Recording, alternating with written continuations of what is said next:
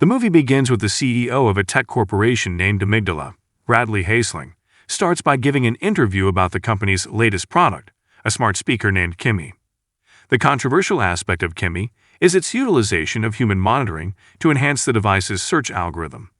Amygdala intends to hold an initial public offering shortly, which could potentially earn Hasling a significant sum of money. Angela Childs is an employee of Amygdala in Seattle, who operates from home and monitors incoming data streams from Kimi devices. Her responsibility also includes making necessary adjustments to the software.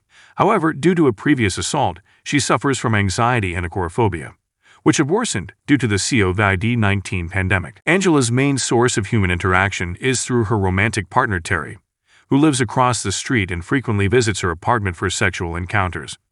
However, one day while she was working, she receives a recording that seems to document a violent sexual assault carried out by a man named Brad. Assisted by her colleague Darius, Angela manages to obtain access to the account holder's information, a woman named Samantha.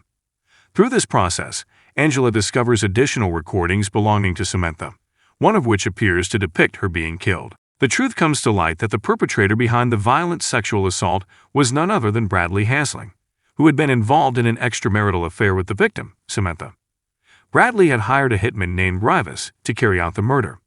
Angela proceeds to copy the recordings onto a flash drive.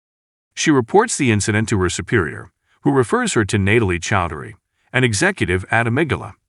Angela attempts to reach Chowdhury over the phone multiple times, but is eventually convinced to come to her office in person, with the promise that the FBI will be informed about the case. Angela becomes unsettled at the office when Chowdhury appears, hesitant to alert the authorities, and brings up Angela's previous mental health absence.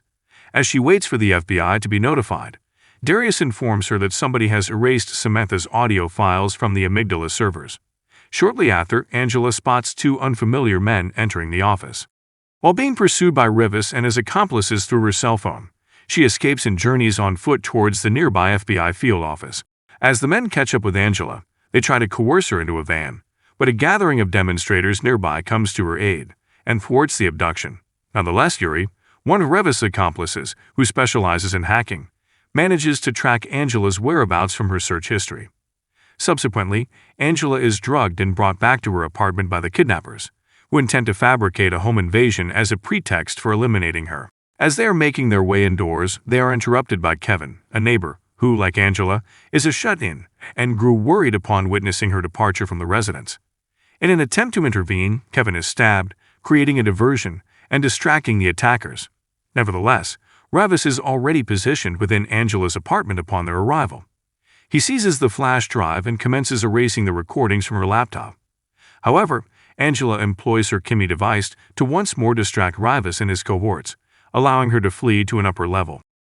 Having stumbled upon a nail gun from a construction site in the adjacent apartment, she improvises a weapon and utilizes it to eliminate the intruders.